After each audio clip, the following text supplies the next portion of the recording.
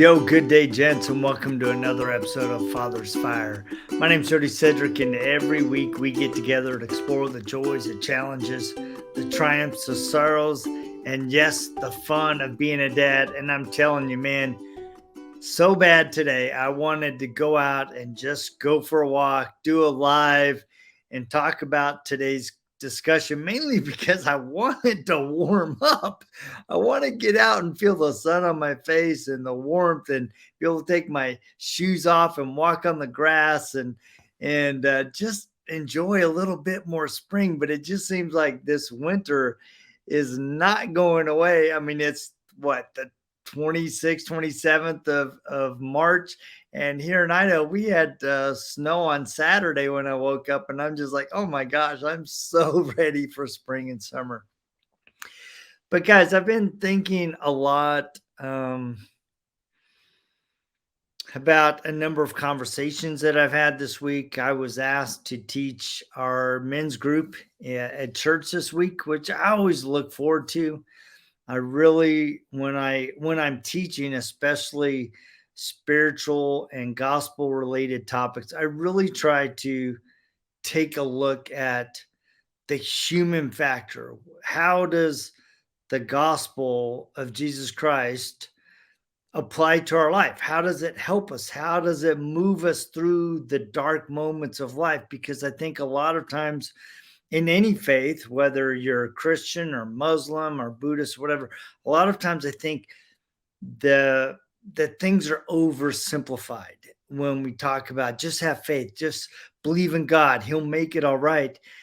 And the reality of life is that sometimes life situations that confront us are so overwhelming, it really forces us to look inward, to look upward for purpose and for direction, for insight, for hope, for belief that something better is going to happen out of my current situation, either for myself or for my family or our relationship. And today's topic, I'm actually recording this on Sunday, but the topic for this week was talking about building a partnership with God as a couple. And as I thought about this, I really struggled because I recognize that in our congregation, there are men who are happily married. There are men just getting through marriage. There are men who have been divorced. There are men who have been widowed. There are men who are now going through a divorce and they're wrestling with, how did I wake up to where I am today? And some of you may be in a marriage right now and you're going, geez, how did we wake up to where we are today? I'm not exactly happy. She's not exactly happy. And our kids are going to move out. And what are we going to do? And some of you are single dads that have gone through a divorce and you're trying to rebuild the pieces. And so in this backdrop, I'm like, all right, how do I have this conversation in a way that is productive? It's uplifting. It helps men in all areas. And so, I started off by just being honest about, Judy and I's relationship. We've been married 34 years, but I can tell you the second year of our marriage was extremely challenging, in large part because of this guy right here. I was not at my best. I was not, as attentive and caring and loving as I should have. And because of my actions, I was on the verge of losing something very beautiful, someone that was very beautiful and that I love very much. And I had to take a look at myself and go, you know what, if you're going to make this work, you're going to have to change, because she's trying. And one of the things that I did was, one day as I'm wrestling with this, where we are, and I wasn't happy. I knew she wasn't happy. And I'm like, dude, this is not what I imagined. My parents had a great relationship and I want to have that kind of relationship. So what are the changes that I need to make? And I remember as I was sitting there early in the morning, just kind of pondering in my bed, and Judy laying next to me. It's like I had the strongest impression that we needed to pray together as a couple. Yeah, we were doing it at dinner and breakfast and all that, but we weren't kneeling in prayer to cut together. And what I found was um, that became a foundational element for us in our relationship, because what it did was it turned a couple who was working to have a good relationship into a threesome with real power that could give us insight and inspiration. But I noticed that as I was going through this experience with her, that a lot of times when she would be pouring her out to God, she was really pouring her heart out to me. The difference was it was in the mode of prayer. And so it was putting me in an attitude of receiving. And I'm going to be honest, sometimes I would hear it and the walls would go up. And then I'm like, wait. She's expressing the desires of her heart.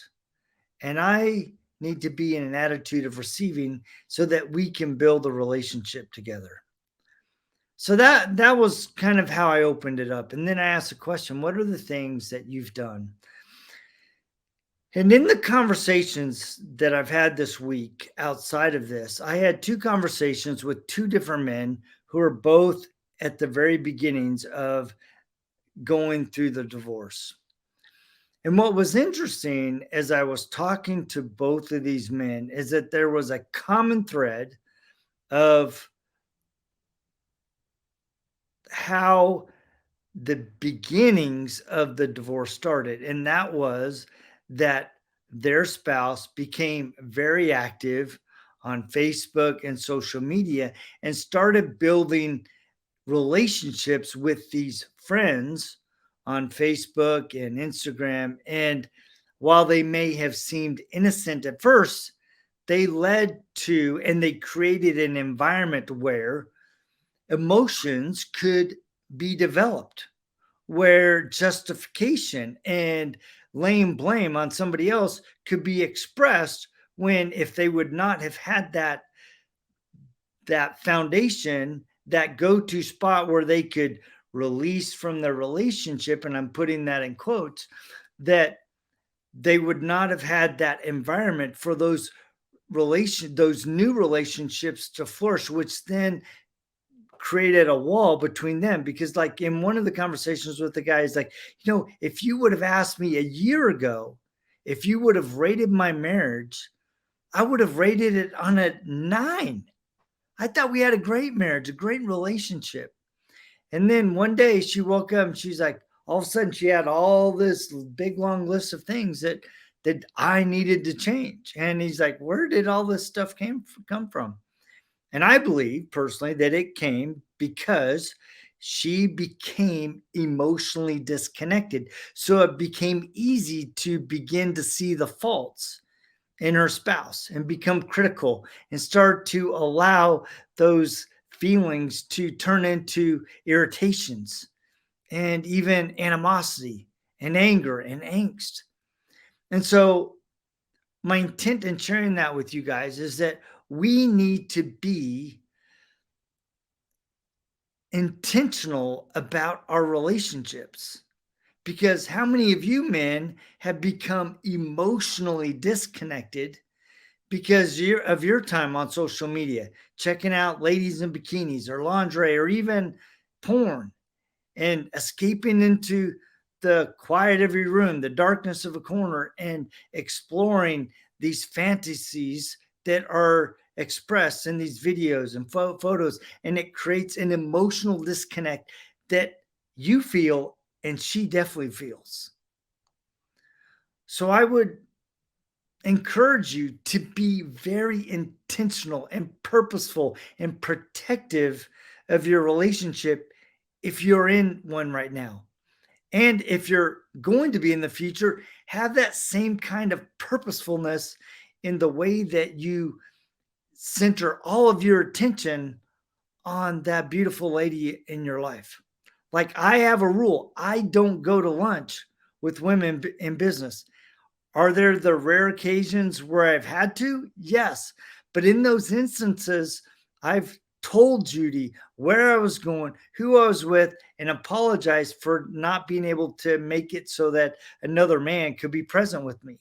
And usually in those situations, I invite them to come to my office, but there have been some rare instances where that has not been able to work out and I needed to meet with this person. And so I've been very, very intentional about making sure that I've set that um, guidepost in my life so that I don't have the beginning the groundwork for a potential relationship to build, because it's all about keeping yourself in a proper mindset, in a proper place. I think too, a lot of relationships struggle, and this came out of my conversations in teaching the class, is that a lot of men struggle of know when to talk, when to listen, when to try to fix things, and when to just be a support, to be understanding, to be empathetic. Because a lot of times we guys jump to two things. We want to jump to fix, and two, we want to jump and prove that we're right. And a lot of times I ask myself, when in those situations where Judy and I are having a little bit of a confrontation and we're trying to work through it, I sometimes step back and ask myself, am I trying to prove that I'm right, or am I trying to find the right solution? Because in finding the right solution, sometimes it requires you to be humble and go, you know what? Maybe my way is right. It's just different. And maybe her way is right, but it's just different. And somewhere in the middle, you got to figure out what is right for the two of you. The other thing that came about in our conversation with the men was this discussion about, well, it needs to be 50-50 or 100-100. And in my experience, there are seasons in your life where it's 180-20. For example, when my wife was going through depression for a couple of years, I had to step up. I had to level it up. I had to take on more responsibilities than what was required in the past. So my 100% wasn't enough because I needed to take on some of the things that she emotionally and spiritually and physically could not do. And I'm sure there are times where she's had to do 120, 130, 150, and I've done less, right? So recognizing that there are times in your life when, if you are truly committed, you are going to go into servant mode.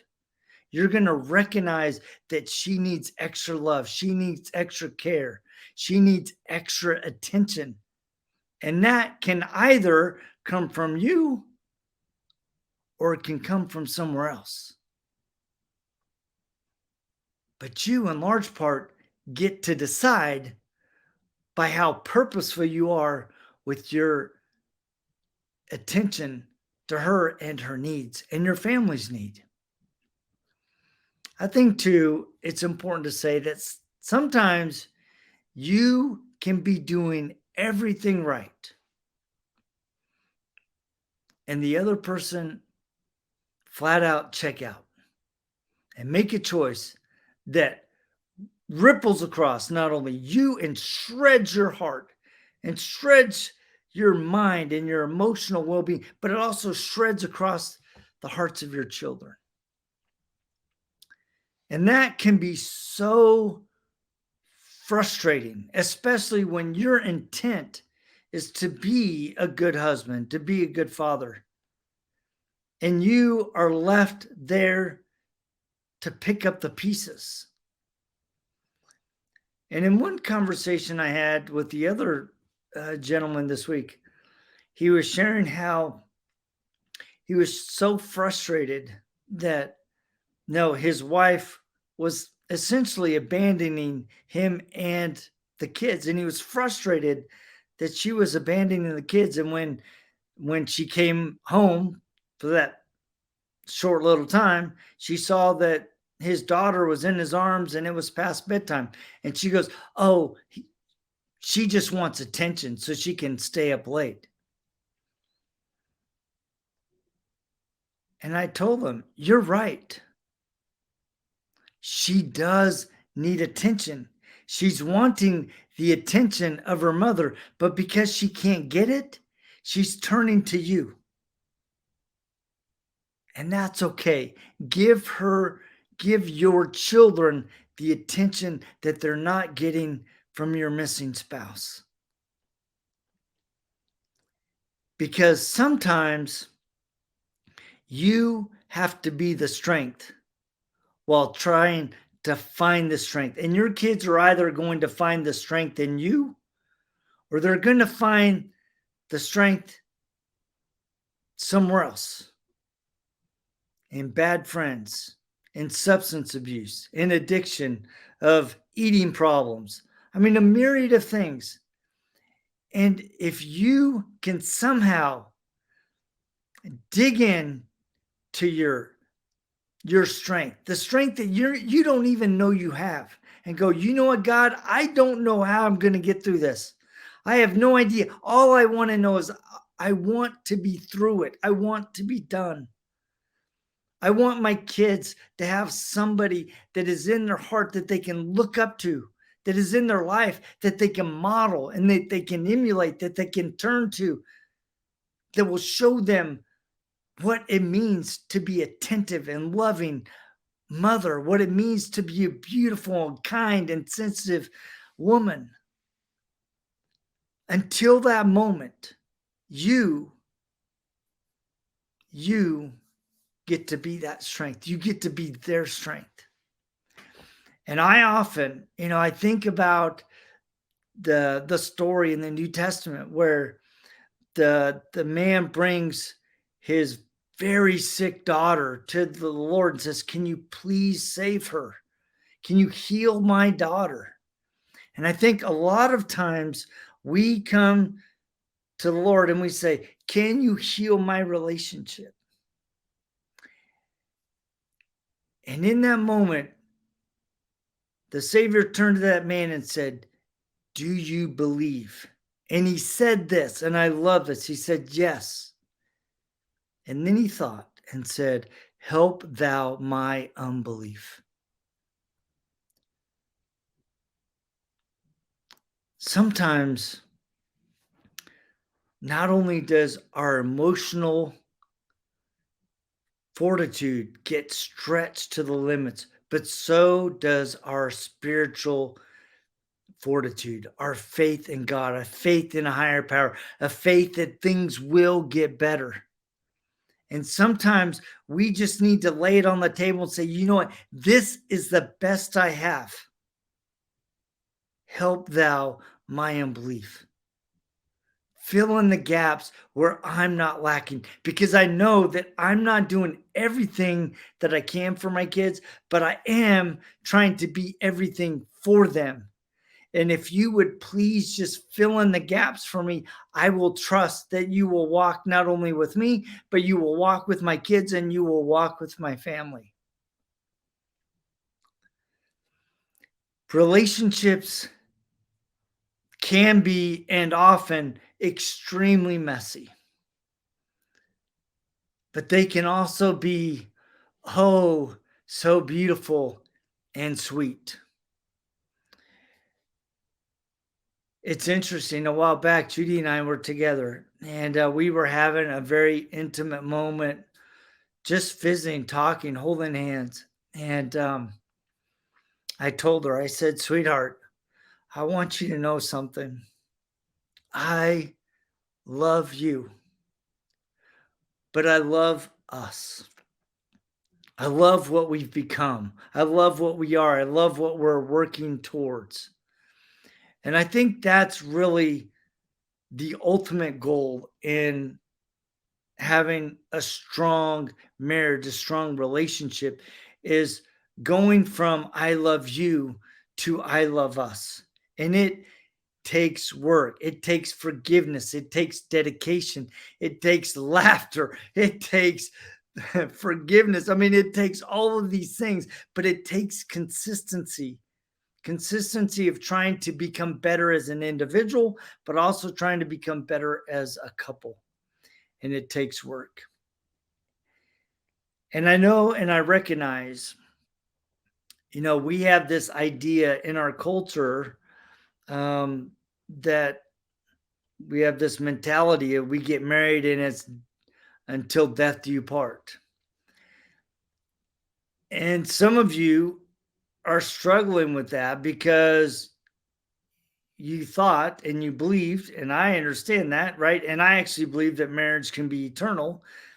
And that makes it even more challenging when you believe that when you make covenants and promises that those relationships can be eternal if we take care of them and we nurture them and we honor those covenants.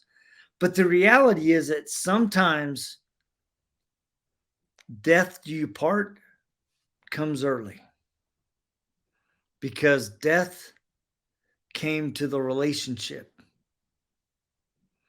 And now, sadly, you are in a position now where you get to figure out how you're going to resurrect your life, resurrect your children's life, and rebuild it in a way that will bring joy and happiness and hope.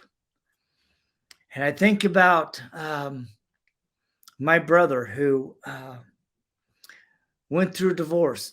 And I have said this on here before. I believed his marriage could have been saved if the right decisions were made. And he agrees with me. But for whatever reason, that relationship died. And he yearned so strongly to have a beautiful, loving relationship that was different. And he got blessed with that.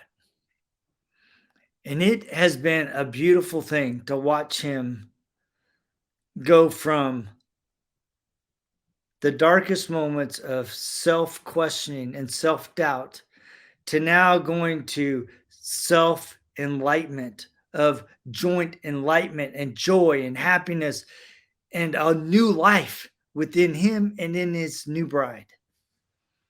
And so, even out of the crumblings of decay, there is always hope for a brighter day. And with the right intention, the right purpose, the right drive, the right faith, I believe God will bless us with the true and honest intents of our hearts, and He will bless you with the same. So, if you are walking through dark moments, know that I love you. I see you. I feel you. If you ever need to chat, I mean, some of you guys that are listening to this, I may have never ever talked to you in person before. But if you need to chat, DM me, send me an email, talk to me. I will be glad to talk to you at any time. I hope that some of the things that I've shared to you will give you hope. They will give you inspiration. They will give you direction. They will light a way that will bring you happiness no matter what stage of relationship you are in at this point in your life. I thank you so much for tuning in every week. Please do me a big, big favor. Go out to Google Play, Apple Podcasts, and go give me a 5-star review. It'd be great, because the more reviews I get, the more people get exposed to the channel. So please remember to go out, give me a comment, give me a big thumbs up, 5 stars, like, share, and subscribe. We will check you same time, same bad channel, just next week, right here.